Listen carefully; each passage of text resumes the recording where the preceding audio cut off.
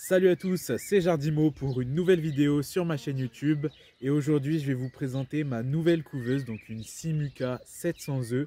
Alors c'est parti.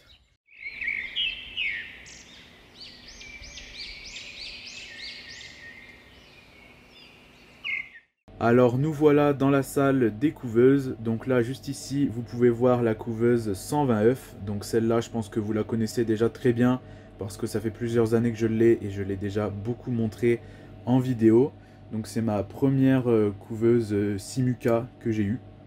Entre temps j'ai eu la 180 œufs du coup que j'ai vendue pour pouvoir m'acheter la nouvelle petite bête qui est juste à côté, que vous voyez un petit peu. Et donc voilà la bête. Elle est immense et attention, elle va jusqu'au sol. Contrairement à la 120 qui est sur une table, elle va jusqu'au sol. Et en plus de ça, elle est beaucoup plus longue en fait que la 120. Donc du coup, celle-ci c'est la couveuse HB 700C. Donc la Simuca HB 700C. Donc il y a plusieurs modèles en fait. Il y a la HB 700S. Donc qui fait entièrement incubation ou alors entièrement éclosion. Il y a la HB 700H donc qui est entièrement éclosion uniquement, donc c'est un éclosoir. Et on a la HB 700C qui fait les deux, donc elle fait une grande partie en incubation et il y a des paniers en bas en éclosion. Donc je vais vous montrer ça, moi c'est celle que j'ai. Donc pour vous montrer un petit peu, j'ai juste ici le mode d'emploi qui montre un peu les différentes séries, donc de la série HB. Donc il y a le modèle 175 jusqu'à 700 dans les trois. Et donc il y a éclosoir, donc c'est ici l'éclosoir. Ici c'est 100% incubation et on peut également mettre tout en 100% éclosion. Et ici c'est les deux, donc il y a les parties du haut qui sont en incubation et le bas qui est en éclosion. Et donc moi j'ai celle-ci, la HB 700C. Voilà, donc elle est juste là. Donc franchement j'en suis super fier, on va pas se mentir, je suis super content parce que c'est quand même pas mal d'économies, parce que c'est quand même un énorme investissement. Ça j'en suis conscient, hein, je vais pas vous mentir, de toute façon vous pouvez voir sur le site, cette couveuse elle coûte quand même 1500 €. Donc ce qui est énorme. Et ça faisait longtemps que j'en voulais une aussi grande, mais je ne pensais honnêtement pas l'avoir cette année. Mais c'est quand j'ai vu que j'avais beaucoup d'œufs et tout, je me suis dit bon, je vais vendre un peu d'œufs. Je vais vendre la Simuca 180, c'est pour ça qu'elle est plus là. Et je vais m'acheter une 700. Et donc ça s'est décidé assez rapidement. Et du coup voilà, elle est juste là devant vous et je vais vous la présenter aujourd'hui. Donc honnêtement il n'y a pas une grande différence avec les autres Simuca à part la taille et quelques trucs à l'intérieur que je vais vous montrer. Mais c'est ça que j'aime bien chez Simuca, c'est qu'en fait dans les différents modèles on retrouve quand même principalement la même chose en fait. C'est juste au niveau de la capacité, mais sinon au niveau des paramètres. Donc ici on a la 120. Donc là elle est en train de chauffer, la 120 je l'ai allumée tout à l'heure parce qu'en fait j'avais un problème avec la sonde et je pense que j'ai réussi à le réparer. Donc je vais voir ça. Du coup là elle est en train de se paramétrer. Mais donc là la 120 et là la 700. Donc vous pouvez voir qu'il n'y a quasiment pas de différence. Et pour faire fonctionner, bon il y a un petit peu de différence quand même, c'est pas tout à fait les mêmes boutons et tout, mais c'est quasiment pareil en soi. Donc c'est bien, c'est que quand on a par exemple la Simuca 60 et qu'on passe à une 120 et qu'ensuite on passe à une 300 et qu'ensuite on passe à une 700, c'est toujours à peu près la même chose. Honnêtement quand j'ai construit quand j'ai déballé la 700, j'ai pas eu à regarder pendant 2 ans le mode d'emploi parce que à force je connais en fait. Et c'est ça qui est bien, c'est que dans les différentes gammes, ça reste à peu près quand même les mêmes paramètres quoi. Donc c'est ça qui est cool. Donc j'en suis vraiment très content. Elle est énorme, comme vous pouvez le voir. Et en plus elle est sur roulette. Hein. Et là elle m'a déjà bien servi cette année. Il y a déjà pas mal de canetons qui sont nés dedans. Donc j'en suis plutôt content, j'ai pu pas mal la tester et tout. Et franchement ça réussit encore mieux que dans la 120 etc. Donc franchement c'est une belle petite bête. Donc sans plus attendre je vais vous montrer un petit peu l'intérieur de la couveuse et un peu vous montrer les options qu'elle a en plus des autres couveuses. Donc voilà l'intérieur. Donc déjà ici on peut allumer la lumière. Et donc voilà un petit peu l'intérieur. Donc en bas on a toute la partie panier d'éclosion. Donc là il y a plein d'œufs, ils sont blindés, elle est complètement pleine là. Donc ceux-là ils doivent éclore prochainement. Donc il y a 4 paniers d'éclosion, donc d'une capacité au total d'à peu près 200 œufs en éclosion. Et ici on a toute la partie incubation. Donc il y a à peu près 650 œufs je crois en incubation selon la taille hein, bien sûr, parce que là j'en ai des gros donc il y en a un petit peu moins. En bas j'ai des œufs de perdrix comme vous pouvez le voir. Il y a des œufs de canard, il y a des œufs de canard de chez moi, des œufs de canard que j'ai achetés. Il y a aussi des œufs de dinde qui sont là-bas au fond derrière. Bon, il y a un peu de tout hein. Donc voilà un petit peu. Donc là-bas derrière comme vous pouvez voir il y a le système de retournement. Donc c'est un énorme bras de retournement. Et en fait c'est tout le système qui se retourne en entier. Contrairement à la 120 où c'est des plateaux comme ça séparés. Là c'est carrément le système entier. Et comme vous pouvez le voir ici j'ai un petit bouton. Tac. Et quand j'appuie dessus, elle se redresse. Donc le retournement je vous rassure il se fait automatiquement. Hein. J'ai pas à faire ça à chaque fois. Là c'est juste en fait pour le repositionner, hop, là il va arriver à plat, hop, je rappuie sur le bouton, là c'est à peu près à plat, et du coup là je peux sortir les paniers, etc. quoi. Mais sinon le retournement se fait automatiquement à peu près toutes les heures, ça change de côté quoi. Donc là par exemple si je rappuie dessus, hop, c'est reparti. Il reprend son cycle normal en fait. Là ça fait un peu peur sur le coup, on dirait que les œufs ils vont tomber. Mais non, c'est conçu pour. Donc là-bas derrière, il y a tout le système de moteur, tout ça, qui est à peu près les mêmes que sur les petites couveuses. Là, sur le côté, il y a l'hygrométrie. Comme vous pouvez voir, la couveuse, elle passait pile poil hein, dans la pièce. J'ai même dû couper la table ici, parce que ça passait pas. donc voilà, bon, c'est une table que j'avais fait sur mesure, je vous rassure. Là en haut, on a la sonde. Et ce qui est très bien avec la sonde, c'est que maintenant, il y en a une deuxième sonde. Hop, j'ai fermé en bas parce que c'est très important, il faut fermer les deux. Au début, j'avais pas fermé les deux. Donc là, il y a une autre sonde dehors. Ici, je sais pas si vous allez la voir. Et en fait, c'est la sonde qui mesure la température extérieure. Donc en fait, la couveuse, maintenant, elle a un système qui détecte la température à l'intérieur. Donc ça, c'est ce qui est marqué ici. Et donc c'est pas indiqué, mais il y a aussi la température extérieure. Donc si la température extérieure est trop basse, bah, elle va sonner. Si la température, l'humidité extérieure est trop basse ou trop haute, elle va sonner quoi. Donc s'il y a un problème avec la température extérieure, donc après c'est à nous de mettre les paramètres qu'on veut. Là elle a un paramétrage de base, donc je sais plus trop combien c'est, mais je crois que si la température descend en dessous de 15 degrés dans la pièce, elle sonne et tout. Enfin, c'est super bien foutu. Après ce système là, on a la possibilité de l'activer, de le désactiver. Donc franchement c'est super bien fait. Il y a aussi le système de... Donc on a la possibilité en fait de faire un refroidissement dans celle-là. Alors moi personnellement je préfère pas faire de refroidissement parce que je trouve que ça sert pas spécialement à grand chose. Surtout sachant que j'ouvre la couveuse très régulièrement, donc une fois tous les jours ou tous les 2 jours. Donc le retournement ça sert pas spécialement à grand chose. Et on va dire qu'il faut être vraiment bien habitué pour gérer le retournement quoi. Peut-être que par la suite je testerai, mais en vrai moi ce qui me dérange c'est pas le fait d'essayer, hein. Je trouve que ça peut servir, peut-être que ça peut servir, mais le problème c'est que moi j'ouvre déjà la couveuse de temps en temps et ça fait déjà un mini refroidissement, donc si je fais ça plus le refroidissement, j'ai peur que ça fasse un peu trop.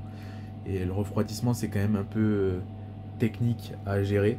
Sur le mode d'emploi il y a, je sais pas si je vais vous trouver ça là, mais il y a au moins 3 ou 4 pages qui expliquent le refroidissement quoi. Voilà, il y a plein de boutons et tout. Donc j'ai un peu tout regardé pour voir un petit peu comment ça fonctionne.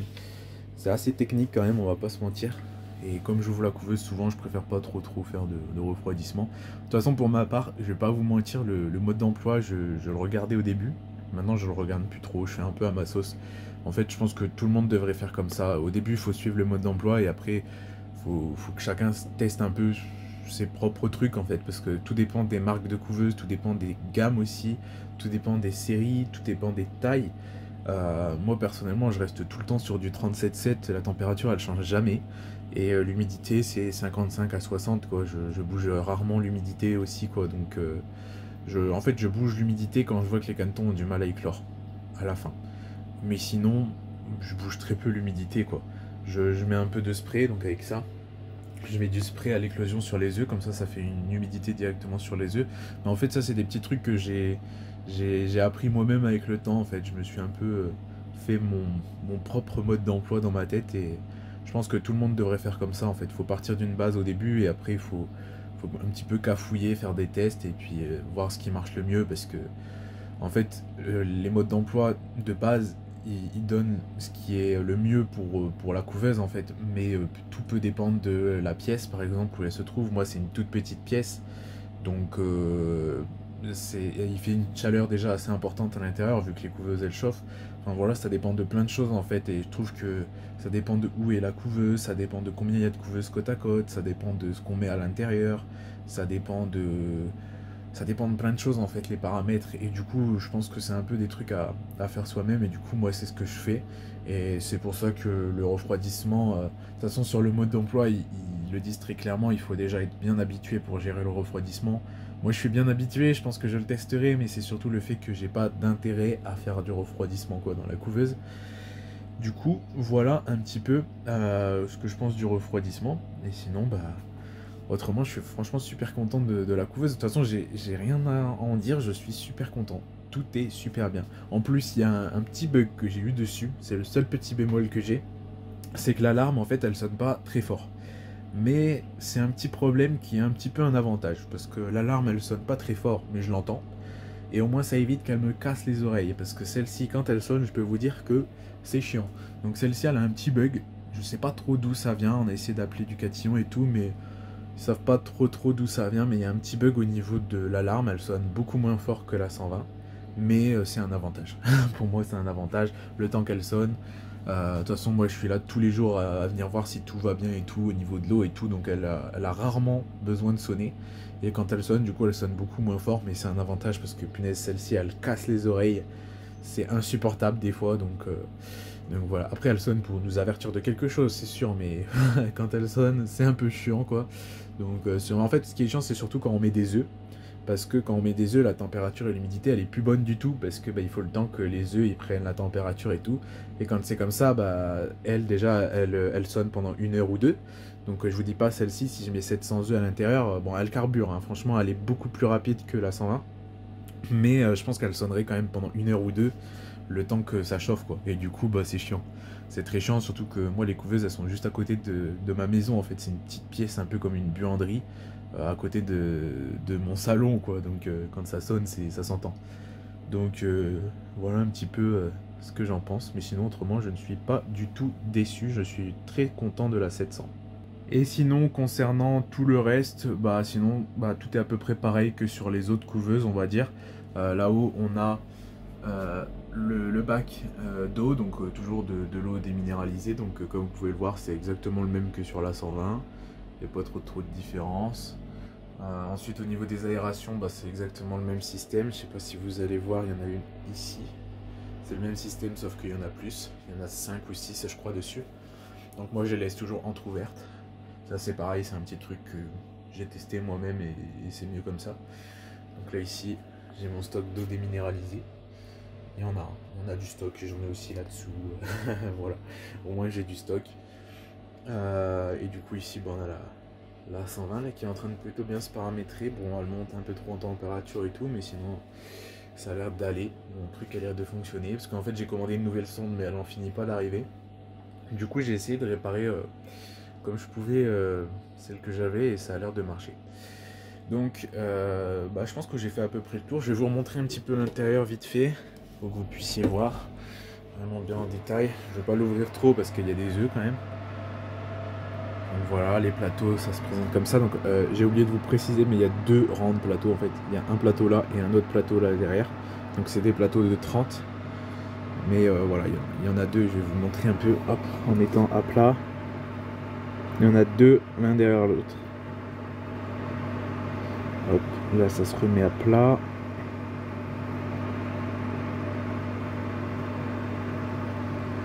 Tac, c'est à plat. Et comme vous pouvez le voir, il y a un premier plateau là et un deuxième ici. Et donc c'est des petites barrettes comme ça au milieu, où on peut en fait les mettre où on veut. Par exemple ici elles sont espacées pour des canards, mais ici elles sont espacées pour des œufs de perdrix. Donc on peut les espacer comme on veut. Et ça c'est super pratique parce qu'on peut adapter vraiment à tout type d'œufs. Moyen, gros, tout ça. Alors que avant c'était ça. Et en fait on n'a que 3 tailles d'œufs. Caille, oie et poule. Donc c'était un peu chiant. Là on peut vraiment adapter en fonction de la taille des œufs. Par exemple ici vous pouvez voir que j'ai des œufs de canard qui sont vraiment énormes, d'autres un peu plus petits. Donc j'adapte en fonction pour optimiser l'espace. Là ici c'est des plus petits œufs. Là-bas au bout il y a les œufs de dinde. Et là ici c'est les paniers d'éclosion, donc comme vous pouvez voir, là il y en a 4. Hein. Et en fait celui du dessus il a un couvercle et celui du dessous il n'a pas de couvercle parce que l'autre est positionné par dessus. Donc voilà, hop, ils sont très lourds parce qu'il y a plein d'œufs dedans. Parce qu'en fait si vous voulez à la base j'avais prévu, donc j'ai acheté celle-ci de couveuse en vendant la 180 et comme ça je me suis dit j'ai plein de place en un cube. J'ai des éclosions ici et je comptais me servir d'elle en éclosion. C'est pour ça que je l'essaye de l'allumer là parce que comme vous pouvez voir, elle est bien pleine en bas et ça fait un peu beaucoup, donc j'aimerais bien que celle-ci puisse me servir en éclosion quoi. Donc voilà. Et en bas il y a un bac à eau mais je l'ai enlevé, il est juste là. Et en fait j'ai mis un bac au fond parce que en fait j'ai toujours peur quand il y a un caneton ou quoi que j'ai oublié de mettre en éclosion qui tombe et qui se noie dedans, c'est ma phobie. Donc du coup en fait je mets de l'eau au fond, mais c'est un bac à eau avec des petits trous et un couvercle. Donc voilà, là vous n'allez pas pouvoir le voir parce que je suis obligé d'enlever les paniers d'éclosion et c'est chiant. Mais il y a un bac à eau, je vous rassure, il y a un bac à eau parce que il faut toujours qu'il y ait un bac à eau. Je crois que c'est marqué sur la 120 d'ailleurs. Ah non, c'était dans la 180 que c'est marqué, mais il faut toujours qu'il y ait un bac à eau en bas en fait. Je sais même pas exactement pourquoi, pour être honnête, mais il faut un bac à eau en bas. Je pense que c'est pour éviter qu'elle consomme beaucoup d'eau. Là, vous pouvez voir que je l'ai ouvert, alors elle carbure là. Mais franchement, c'est impressionnant, c'est la vitesse à laquelle elle remonte. Regardez-moi ça. Hop, ça monte très très vite en fait. Elle chauffe très vite, elle remonte en humidité très vite, elle se stabilise super rapidement, donc ça c'est incroyable. Alors que la 120 là je l'ai allumée il y a 1 heure et elle n'est pas encore arrivée à la bonne température et humidité. Enfin bref, voilà, je pense que je vous ai à peu près tout montré de cette 700. De toute façon, vu le prix qu'elle m'a coûté, je peux vous dire que vous allez encore la voir. Hein. Je vais pas m'en séparer de si peu. La 120, je sais pas si je vais la garder très très longtemps encore. Je réfléchis, j'ai des idées en tête, mais je sais pas encore. En tout cas, je resterai toujours sur de la Simuca. Je suis fan des Simuca. Je vous ferai plein de vidéos sur les Simuca, comment les paramétrer et tout. Ça devrait plus tarder d'arriver. J'ai pas mal d'idées en tête pour vous montrer un petit peu comment fonctionnent les Simuca. Mais ouais, du coup la 120 je sais pas encore, mais la 700 ça vous allez beaucoup la voir dans les prochaines vidéos parce qu'elle va beaucoup me servir et elle va rester ici pendant encore très très longtemps. Donc si j'ai oublié de vous montrer des choses, je vous montrerai ça dans de prochaines vidéos, mais je pense qu'on a fait à peu près le tour. Et sinon là dans la pièce, ici on a le tableau où il y a marqué les tournées. Donc d'habitude le tableau est plein cette période là, cette année c'est tranquille. Là il y a marqué Italie parce que j'ai commandé des œufs en Italie, ils doivent naître le 7 juin. Là il y a les tournées, celle-là il y a un point d'interrogation parce que j'ai oublié quand est-ce que je les ai mis. Ça arrive. Et ici il y a le stock d'eau déminéralisée, un peu d'œufs. Je vous rassure, j'ai pas que ça d'œufs en stock, hein. J'en ai dans ma chambre, je vous ferai une vidéo. Ici c'est le petit lavabo là où je me sers d'eau, tout ça quand j'ai des trucs à laver. Love la clean, la javel, tout le bordel, tout ce qui peut servir quoi. J'ai même du grain, un poussin, me demandez pas pourquoi. Là il y a moi avec ma caméra et mon t-shirt canard. Hop, et voilà une petite vue globale de la pièce. Là en bas j'ai des boîtes à œufs, des trucs pour la 120. Ici il y a le mode d'emploi. Et donc voilà. Du coup on a fait le tour. Et j'espère que cette vidéo vous a plu. Je vous ferai plein d'autres vidéos sur les couveuses. Je vous ferai des tutos aussi sur les couveuses pour vous expliquer comment ça fonctionne. Parce que vous êtes super nombreux à me poser des questions sur l'humidité, la température, comment faire ci et ça. Donc je vous ferai des vidéos là-dessus. Je me rends compte que j'ai oublié de appuyer là. Hop, voilà. Mais du coup, ouais, je vous referai des vidéos là-dessus. Je vous montrerai un peu tous les paramètres, tout ça. Je vous ferai plein de vidéos sur les Simuca. Et de toute façon, je vous donnerai des nouvelles aussi de tous les œufs qu'il y a à l'intérieur. Et pour ça, n'hésitez pas aussi à me suivre sur les réseaux sociaux parce que je montre pas spécialement tout sur YouTube, mais il y a plein de choses que je montre sur Instagram et Facebook principalement, mais aussi TikTok, etc. Donc n'hésitez pas à me suivre en description sur mes réseaux sociaux. Et puis bah on se retrouvera de toute façon très bientôt pour de prochaines vidéos sur les simucas et sur l'élevage. Donc n'hésitez pas, si la vidéo vous a plu, à mettre des gros pouces bleus, à commenter, à partager la vidéo, à activer la cloche des notifications et à vous abonner si ce n'est pas déjà fait. Et on se retrouve très bientôt pour une prochaine vidéo. C'était Jardimo. Ciao tout le monde.